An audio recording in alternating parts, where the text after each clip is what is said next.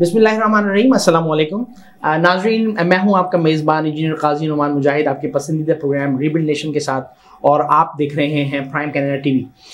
जब हम पाकिस्तान की तामीर की बात करते हैं, हम कौम की तामीर नौ की बात करते हैं, कौम को रीबिल्ड करने की बात करते हैं, तो जो हमारी कौम का एक बहुत बड़ा हिस्सा है वो इस वक्त यूथ पर मबनी है। आज हम कुछ ऐसी चीज़ों को लेकर डिस्कस करेंगे जो कि हमारे मुआशरे में आजकल लाइफ का एक पार्ट बन गई है, लेकिन उसमें नेगेटिविटी और पॉजिटिविटी के पहलू को लेकर चलना होता है। और अगर हम उसको नेगेटिविटी और पॉजिटिविटी उसकी अगर हम जान लें तो ये पॉसिबल है कि हम उससे बहुत फ़ायदा उठा सकते हैं, ना कि नुकसान। आपने देखा होगा कि आजकल बहुत सारी इस तरह की सर्विसेज, इस तरह की नई चीज़ें आ गई हैं जो कि आईटी पर डिपेंडेंट हैं, मीडिया पर डिपेंडेंट है, सोशल मीडिया पर डिपेंडेंट है। लाइक यूट्यूब के ऊपर आजकल यूट्यूबर हैं जो कि आपको मुख्तलिफ किस्म के गलत मैसेजेस भी दे रहे होते हैं। टिकटॉक के थ्रू आपको बहुत सारी इस तरह की वीडियोस देखने को मिल रही होती हैं जो कि बाज़ औक़ात फील होता है कि क्या हम सिर्फ इसी चीज़ों के लिए रह गए हैं। लेकिन उसके साथ साथ बहुत सारी पॉजिटिविटी भी मौजूद है। माशरे में ऐसे लोग भी मौजूद हैं जो कि इन्हीं चीज़ों को पॉजिटिव कॉज के लिए इस्तेमाल कर रहे हैं, और इसी हवाले से आज हमने अपने प्रोग्राम का मौजू चूज़ किया है। और हमारे साथ आज मेहमान हैं जनाब तस्नीम ज़हरा साहिबा। आपको अपने प्रोग्राम में खुशामदीद कहते हैं। आप CEO हैं IQ Tales and CSR avenue, जो कि बेसिकली यूट्यूब चैनल्स है, राइट जी। और अगर मैं इन जनरल बात करूं, you are social activist. Okay, so Tasneem Zahra साहिबा, आपको अपने प्रोग्राम में खुशामदीद कहते हुए मैं पहले आपको, चूँकि हम अभी ये जानेंगे जो हमारी पहले डिस्कशन हुई उसके मुताबिक, आज हम देखते हैं किस तरह की वीडियोज़ हैं टिकटॉक वगैरह का, जैसे मैंने जिक्र किया। तो तस्नीम ज़हरा साहिबा जो है वो इन चीज़ों को पॉजिटिविटी के लिए इस्तेमाल कर रही हैं। कैसे इस्तेमाल कर रही हैं, क्या कर रही हैं, ये हम आज के प्रोग्राम में जानेंगे। सबसे पहले मैं चाहूँगा कि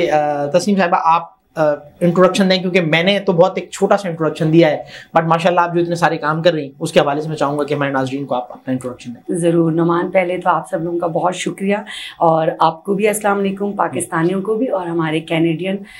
जो पाकिस्तानी हैं वहाँ पर भी सब ओवरसीज़ को सबको अस्सलाम वालेकुम रहमतुल्लाहि व बरकातुहू।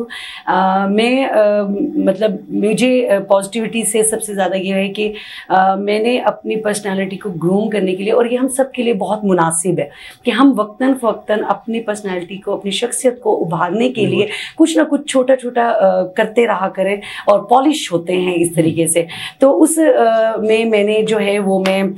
CSR एवेन्यू, क्योंकि मैं CSR कंसल्टेंट थी, तो CSR एवेन्यू के नाम से मैंने यूट्यूब चैनल बनाया। फिर मेरा जो छोटा बेटा 9 इयर्स का मोहम्मद अहमद, डाउन सिंड्रोम है, उनको देखते हुए मैंने डिफरेंट कोर्सेज करते हुए IQ Tales के नाम से डिफरेंटली एबल्ड बच्चों के लिए ना सिर्फ इंस्टीट्यूट बनाया, बल्कि मैंने यूट्यूब चैनल और अवेयरनेस और सेशंस और काफ़ी कुछ माशाल्लाह मैं उन बच्चों के लिए भी करती रहती हूँ माशाल्लाह। अच्छा, एक मैं सॉरी आपको इंटरप्ट कर रहा हूँ। जी। देखिए नाज़रीन, ये बहुत ख़ास बात है कि जैसे उन्होंने बताया अपने बच्चे के बारे में, तो कुछ चीज़ें ऐसी होती हैं कि उसमें हम शायद जब इस तरह की न्यूज़ मिलती है तो जाहिर है वो थोड़ी सी हमारे लिए एक्सेप्टेबल नहीं होती। बट यहाँ ये पॉइंट मैंने ख़ास तौर पे इसीलिए स्टॉप किया, आपको इंटरप्ट किया, कि ये वो चीज़ है जहाँ पर आप इन चीज़ों को क्रिएटिविटी के लिए, खल्क़ खुदा की खिदमत के लिए इस्तेमाल कर सकते हैं। जी प्लीज़ कंटिन्यू कीजिए। सबसे पहले शादी के बाद जो है वो मैंने अपना जर्नलिज्म मैस कॉम कंप्लीट किया, क्योंकि हमारे पंजाब में शादियां जल्दी हो जाती हैं, लेकिन अल्हम्दुलिल्लाह क्योंकि मेरे हस्बैंड और इन लॉज जो है वो काफ़ी कोऑपरेटिव थे, मेरी फैमिली बहुत कोऑपरेट, मेरे भाई, पेरेंट्स वगैरह, तो सब ने मिल के मैंने अपनी स्टडीज़ और दूसरी चीज़ें जारी रखी। लेकिन जर्नलिज्म को मैंने आर्टिकल्स तक महदूद रखा, क्योंकि आप बच्चों की पैदाइश के साथ और उनकी एक ट्रेनिंग तरबियत में ज़्यादा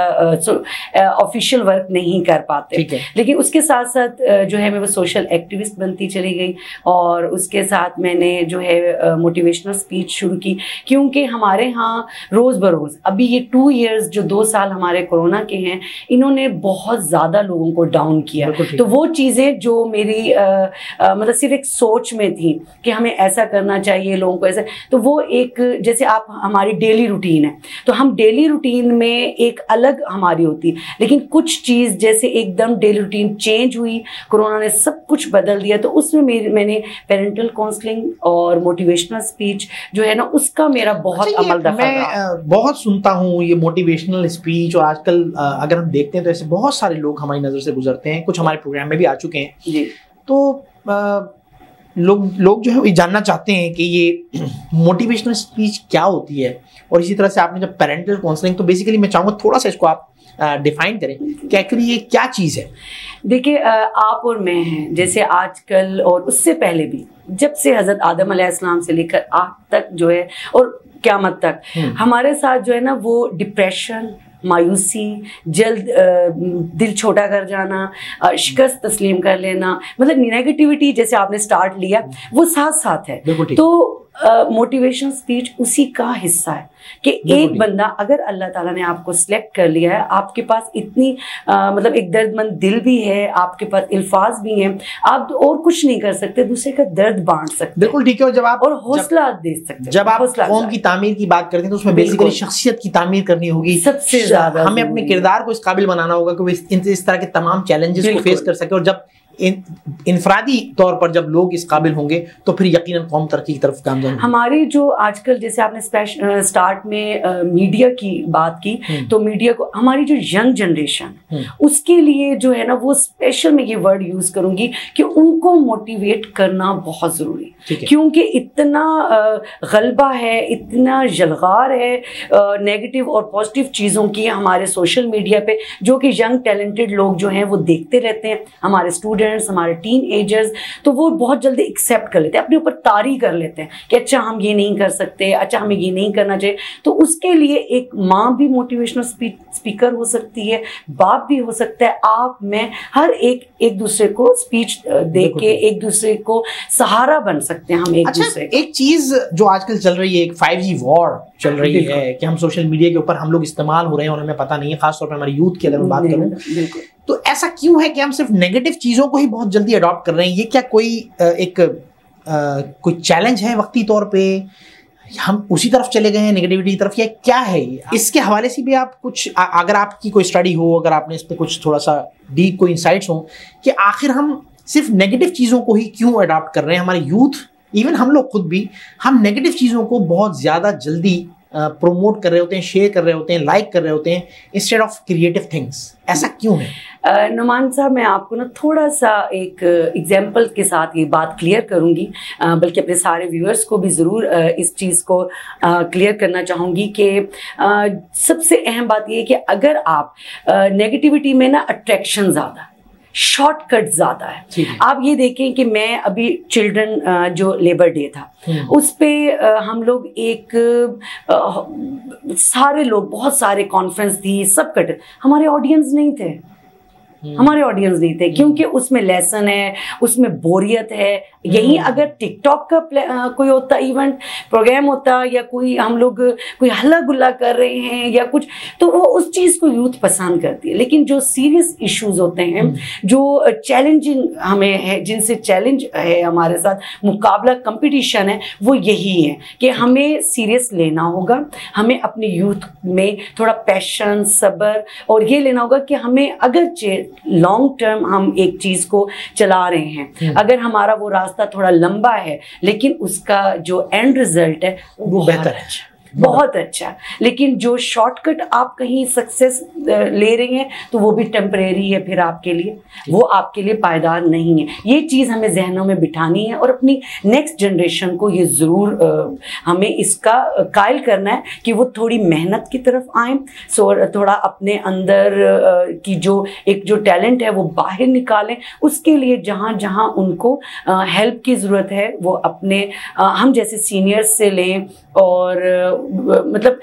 कदम बढ़ाते चले जाएं, रुकना नहीं है कि बस अब हमारी ये फर्स्ट स्टेप हमने चल गया, हमारी बहुत बड़ी कामयाबी नहीं, हमें सारे स्टेप्स चल के एक जो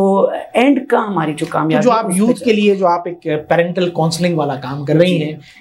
मैं चाहूँगा कि इसकी इंसाइट्स थोड़ी शेयर करें, ताकि जो लोग हमारे व्यूअर्स जो ये देख रहे हैं, चूँकि वो सिर्फ ओवरसीज़ में नहीं बल्कि पाकिस्तान में भी हमारे इस प्रोग्राम को बहुत पसंद किया जाता है अल्हम्दुलिल्लाह। सो हम ये चाहते हैं कि हमारे जब वो लोग सुने तो वो खुद अपने अंदर इस तरह की स्किल्स पैदा करें कि हर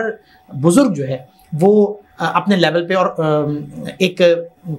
काउंसलिंग का काम कर रहा हो, और माजी में ऐसा होता था। आज हम शायद थोड़ा सा इन चीज़ों में पीछे रह गए हैं, तो इन चीज़ों को हमें री इवॉल्व करने की ज़रूरत है। तो मैं चाहूँगा कि थोड़ी सी इंसाइट्स शेयर करें कि ये क्यों ज़रूरी है, इसमें क्या होता है, हम क्या कर सकते हैं। तो चूँकि आप ऑलरेडी ये काम कर रही हैं, तो I would love to hear from you कि इसकी थोड़ी सी डीप इनसाइट्स शेयर करें। बिल्कुल, एक्चुअली बात ये है कि वैसे तो हम इंस्टीट्यूट्स में और स्कूल्स में या कॉलेज लेवल पे या किसी भी इदारे में हम लोग उन खासकर एक मतलब 3 इयर्स से लेकर और टीन एज तक 20 इयर्स तक के बच्चों का या बड़ों को हम काउंसलिंग करते रहते हैं। लेकिन पेरेंटल काउंसलिंग सबसे ज़्यादा नीड हुई कोरोना के दौरान, जब फादर भी घर पे हैं, मदर भी घर पे हैं, वर्क फ्रॉम होम हुआ और उसके साथ साथ बच्चे भी घर पे।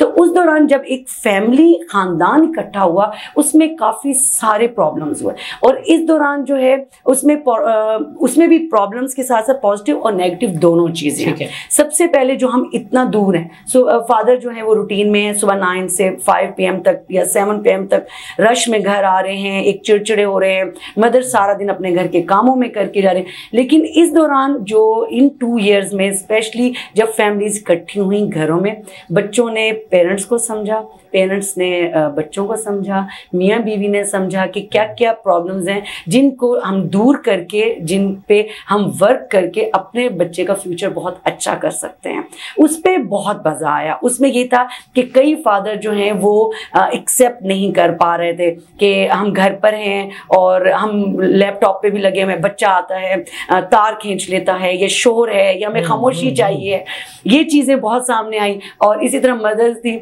मेड वगैरह सब सर्वेंट नहीं होते थे, या हम काम कर करके था कि अब हम बच्चों की भी ऑनलाइन क्लासेस लें। ये जो सिनेरियो था, ये जो सिचुएशंस थी, इनमें बहुत ज़्यादा, मैं आपको बताऊं, तकरीबन मेरे पास जो है वो मैं इन 2 सालों में 1000 के करीब मैंने ऑनलाइन क्लासेस ली हैं और इन टच रही हूँ पेरेंट्स के साथ। इवन कि जब बहुत हाइपर कोई हो रहा था तो मैं उनको सजेशन देती थी कि फादर को कहा कि हम थोड़ा ब्रेक ले लेते हैं, ऐसा क्यों नहीं करते कि आप अपने बच्चे को ले जाएं, ज़रा गाड़ी जाके साफ़ करके आप लोग वॉश करें, ड्राइवर नहीं है, आपका गाड़ी धोने वाला नहीं है। यकीन करें, लिटरली उन बाप बेटे ने एक उनकी ज्वाइनिंग, एक आपस की अंडरस्टैंडिंग हुई, आपस में जो उन्होंने उस एक्टिविटी में इंजॉयमेंट किया, वो उन पर पॉजिटिव असर पड़ा। Very nice. वैसे आपने बहुत स्पेसिफिक चीज़ों की आपने जो है वो निशानदेही की है, और वाकई ये वो मसाइल हैं जो सिर्फ पेंडेमिक में नहीं बल्कि आई थिंक हमारी जनरल लाइफ में भी ये चीज़ें चल रही हैं। और मैं खुद चूंकि इसका शिकार रहा हूँ कि एक वक्त ऐसा था कि मुझे अपने ऑफिस से घर पहुँचने में तकरीबन 1 घंटे से ज़्यादा का वक्त लगता था। कराची में तो ऐसा तो मैंने उसमें ये फील किया कि मैं घर पहुंच के बच्चों के साथ बिल्कुल वो जो रास्ते में मुझे ट्रैफिक में जो प्रॉब्लम्स हुई, तो वहाँ तो शीशा बंद था, मैंने वहाँ किसी को मैं कुछ कह नहीं सका। वो सारा गुस्सा मैंने आके बच्चों पर या अपनी अहलिया पर या जिन लोगों से मैं मिला फैमिली के अंदर, उन पर उतार दिया। उनसे मेरा बिहेवियर जो बिल्कुल रूड या चेंज था। तो जब मैंने उसको स्टडी किया तो मैंने फिर सोचा कि नहीं, this is not right thing, और मैंने फिर वो एरिया ही छोड़ दिया जहाँ मुझे जाने में इतना टाइम लगता था। मैंने अपने ऑफिस के नज़दीक घर लिया और उसके बाद यकीन मानिए कि मेरी लाइफ में बहुत बड़ी तब्दीली आई। और इवन ये कमेंट्स भी सुनने को मिले होम मिनिस्टर की तरफ से कि ऐसा क्या तब्दील हुआ है। तो बेसिकली इन चीज़ों को हमें स्टडी करने की ज़रूरत है। मैं थोड़ा सा यहाँ पर बात करूँगी। देखिए नुमान साहब, आपने रियलाइज़ कर लिया और उस पर आपने सजेशन सॉल्यूशंस शुरू कर दी, उन मसाइल का हल किया, तो एक पॉजिटिव इम्पैक्ट हुआ। लेकिन कई लोग समझ ही नहीं पाते, वो अपना हक समझते हैं। मैं सिर्फ ये मर्दों की बात नहीं करूँगी, मैं लेडीज़ की भी, कि अब इतनी हम थकी हुई आई हैं और आते ही हम बर्तन धोएं या घर में हम ये चीज़ करें, क्योंकि सब वर्किंग भी हैं, काम भी कर रहे होते हैं। जैसे मैं आपको एक छोटी सी मिसाल दूंगी। जिस वक्त मैं एक मॉन्टेसरी डायरेक्ट्रेस भी हूँ और मैंने बहुत शुरू इंस्टीट्यूट में मॉन्टेसरी डायरेक्ट्रेस के तौर पे वहाँ पर 8 इयर्स टीचिंग की। तो वहाँ क्या होता था कि मेरी साथी जो जितनी भी कोलीग्स थी, तो वो जब भी आती थी ना, अब आप खुद सोचें, मॉन्टेसरी एक आप 2.5 साल का बच्चा आपका मुंतजिर होता है क्लास में कि हंसती मुस्कुराती हमारी टीचर आए और और टीचर्स पूरा रास्ता वही आप वाली बात, कहीं बाइक वाले ने क्रॉस करते हुए कर दिया, हिट कर दिया, कभी नाश्ते में हस्बैंड के साथ कुछ ऐसा हो गया, या कहीं भी कुछ मतलब जो भी उनके साथ है। तो हमारा क्या था कि मैं उस वक्त वहां पर भी यही मोटिवेशनल स्पीच ही आपके काम आती है कि उनको भी यही कहती थी कि आप अपने डिप्रेशन, अपने स्ट्रेस, अपना सारा गुस्सा जो है ना वो थोड़ी देर के लिए बास्केट में डालें। मैंने जो अपना एक्सपीरियंस शेयर किया तो मैंने तो चले उसका एक सोल्यूशन निकाला कि हर कोई ऐसी प्रॉब्लम से आजाद हो जाए। वो उसके लिए सबसे बड़ा है कि आप अपने आप को जो है ना वो समझो, आपके अपने अंदर जो तब्दीली है, इंडिविजुअल तब्दीली जो है, चेंजिंग है, वही आपका आउटपुट होता है। और इसके लिए ये नहीं है कि आप जरूरी है साइकेट्रिस्ट के पास जाएं, साइकोलॉजिस्ट के पास अपने सेशन निकला से, ऐसा नहीं है। आप अपने आप को वक्त दें, ठीक है, जरूर दें, क्योंकि हमारे आप ये देखें माशाल्लाह बहुत एजुकेटेड लोग हैं, आप ये देखें एजुकेटेड लोगों में ये चीज़ ज़्यादा पाई जाती है। लेकिन अनफॉर्चुनेटली जो मैं ऑब्जर्व करता हूँ, मेरी ऑब्जर्वेशन ये है कि आजकल जो, अगर मैं शहर कराची की बात करता हूँ तो यहाँ पर जिस तरह के प्रॉब्लम्स फेस हो रहे हैं उसके नतीजे में मैंने देखा है कि बजाय इसके कि लोग जो जहालत की तरफ हैं वो पढ़ाई लिखाई की तरफ आए, उसके बजाय मैंने देखा है कि जो पढ़े लिखे लोग हैं वो जहालत को अडॉप्ट करते चले जा रहे हैं। लाइफस्टाइल इतना वर्स्ट होता जा रहा है कि रोड के ऊपर रोड रेज जो हो रही है उसमें हमने देखा, कई दफ़ा ऐसा देखा कि वो लोग जो पढ़े लिखे हैं वो इंतहाई गाड़ियों से उतर के लड़ रहे होते हैं और बहुत कुछ बैडली बिहेव कर रहे होते हैं। हाँ जी, हॉर्न इतना दे रहे होते हैं कि exactly. So how to overcome this all, what should I say, ये जो पूरा एक ब्रेक की जरूरत है नुमान साहब, ब्रेक की जरूरत है। हम सब लोगों को अपने आप को टाइम देने की जरूरत है। तभी मैं ये कह रही हूँ कि ठीक है, पूरी दुनिया में देखिए, पूरी दुनिया में कोरोना के बहुत साइड इफेक्ट्स हुए, बहुत, लेकिन इसने हम सबको ब्रेक भी दी अपने आप को समझने में। हमने अपने आप, अपनी पर्सनैलिटी, अपनी हेल्थ पे तवज्जो दी है। इवन के होम रेमेडीज भी देखें घरों में यूज हुई हैं। लोगों ने एक साफ सुथरा खाना शुरू कर दिया, साफ सुथरा हेल्दी लाइफ स्टार्ट की कि हम लोग जो हैं वो वक्त पर सोएं, वक्त पर उठें। कहाँ आप रात को 12 बजे तक सो रहे हैं, फिर सुबह जल्दी जल्दी उठ के ऑफिस की तरफ जा रहे हैं। तो इसके लिए जो है ना सिर्फ काउंसलिंग की आपको सिर्फ नहीं है, मेडिसिन की नीड नहीं है आपको, जो है ना वो थोड़ा, जैसे मैं अपनी मिसाल देती हूँ, जब मैं बहुत एग्जॉस्ट हो जाती हूँ तो मैं क्या करती हूँ, मैं 5 मिनट की ना थोड़ी ब्रेक लेती हूँ, रिलैक्स होके अपने माइंड को, अपने आप को थोड़ा सा आइज बंद करके, क्लोज करके वो करती हूँ। वो थोड़ा आपके अपने आप को आप फ्रेश करते हो, वार्म अप करते हो, आप अपने आप को दोबारा से। आपकी मौजूदगी का फायदा उठाते हुए मैं चाहूँगा कि आप ऐसी कुछ प्रैक्टिसेस हमसे ज़रूर शेयर करें इस प्रोग्राम के हवाले से, ताकि वो लोग जो हमारे प्रोग्राम देख रहे हैं वो भी अपनी लाइफ में कुछ थोड़ी बहुत इंप्रूवमेंट ला सकें उन चीज़ों को अडॉप्ट करते हुए। तो कुछ ऐसी प्रैक्टिसेस, जैसे आपने बताया कि आप एक ब्रेक देती हैं और आप आंखें बंद करके आप जो है, तो बेसिकली इस तरह की कुछ और चीज़ें आप हमारे साथ शेयर करें। बिल्कुल, सबसे पहले तो ये कि आप फैमिली के साथ जो है वो जाते ही, जैसे घर गए, अगर कुछ घर बिखरा हुआ है या कोई ऐसी बात है जिस पे आपको फौरन मतलब गुस्सा आया, तो आप थोड़ी देर के लिए अपने आप पर काबू पाकर और रिलैक्स होकर बैठ जाए। थोड़ी देर आप जब सोफा पे लाउंज में आके बैठे हैं, अपने कमरे में बैठे हैं, तो आप अपनी मिसेज के साथ रिलैक्स होके बात कर सकते हैं, आप उनसे वो कर सकते हैं, या आप अपने जो दिन में आपका ऑफिस में बात थी, ऐसी बात जिसने आपको पूरा दिन डिस्टर्ब किया, पूरी बात ना बताएं, क्योंकि ऑफिशियल वर्क मिसेज नहीं समझ पाती, आपका काम आपके साथ है, वो एक हाउस वाइफ है, लेकिन वो क्या है कि वो आपको रिलैक्स करने के लिए ऐसे कुछ 2-4 जुमले बोल सकती हैं। आपके लिए चाय ला सकती हैं, आप चाय मंगवा लें, जूसेस मंगवा लें, या बच्चों के साथ बैट बॉल लेके, अगर आप अर्ली मॉर्निंग मतलब अर्ली इवनिंग पहुंच चुके हैं, मतलब शाम में वक्ती आप पहुंच चुके हैं घरों में, आप बैट बॉल ले लें, उनसे बात करें, उनकी स्टडीज, उनमें दिलचस्पी, मतलब अपने आप को थोड़ा सा जहन को मतलब एनवायरनमेंट चेंज करें। बिल्कुल ठीक है। एनवायरनमेंट, आपने जो बात कही, मैंने क्योंकि जब हम इस तरह आप जैसे लोगों की बातों से जब हम मुस्तफीद होते रहते हैं तो कुछ चीज़ें हमारे अंदर खुद भी क्रिएट हो जाती हैं। बिल्कुल। तो मैंने ये नोट किया है कि आप सिर्फ यही नहीं, आप ये सोचें कि जी मैं ऑफिस से आया हूँ तो मैं ऑफिस का मैटर जो है वो वाइफ से शेयर करके क्या करूँगा, how could she help me with that. But believe me कि जब आप शेयर करते हैं, चूँकि बाज़ जगहों पर ऐसा होता है कि आप थोड़े से रैश हो जाते हैं, आप थोड़े से रूड हो जाते हैं, गुस्से में आ जाते हैं, तो जब आप वो चीज़ अपने किसी दोस्त के साथ, अपने किसी अपने फैमिली मेम्बर के साथ, तो ख़ास तौर पे जब आप अपने लाइफ पार्टनर के साथ कुछ शेयर करते हैं, तो बाज़ औक़ात उसमें बहुत क्रिएटिव डेवलपमेंट हो जाती है, कुछ ऐसे सजेशन मिल जाते हैं जिस पर आप ये कहते हैं कि यार ये तो मैंने वाकई नहीं सोचा, अगर मैं इस चीज़ पे इस डायरेक्शन में काम कर लूँ तो that can help me out to reach up to a win win scenario. So basically जो मैं आपकी बातों से गलती भी तस्लीम एग्जैक्टली प्लस आपके दिन में आपसे भी कई गलतियां हो सकती है ना, आप वो अपने अंदर रियलाइज करें। एक्चुअली यही प्रॉब्लम है कि हमारे अंदर कि हम ये मानते ही नहीं कि हम कहीं गलत हैं। सो एक्चुअली हमें आई थिंक कि थोड़ा सा अपने ऊपर इस तरह काम करना होगा कि कुछ इस तरह की आर्टिफिशियल चीजें अपने जिंदगी में अडॉप्ट करनी होगी, और उसके नतीजे में ये होगा नहीं, मैं ये चाहूंगा जैसे मैंने कहा कि अपनी एहलिया के साथ आप कुछ चीजें शेयर करें। आप वो आपको चाय सर्व कर रही हैं और आपने जो है ना एक मुरब्बत का एक जुमला आपने खाली इतना कह दिया कि ओह आज तो चाय बड़ी ही जबरदस्त है, तो या उनका खाना जो बना है, देखिए it really means a lot. आपकी जो एक जुमला होता है, ये तारीफ होती है, ये उन्हें दुनिया के 500 लोग तारीफ करें उनके खाने की, या उन्होंने जो आपको जो भी चीज़ सर्व की है या उन्होंने जो कोई काम किया है उसकी दुनिया की पूरी तारीफ कर रही है, उसकी वो वैल्यू नहीं है जो आपकी तारीफ की जो कदर होगी, या उसका जो उनके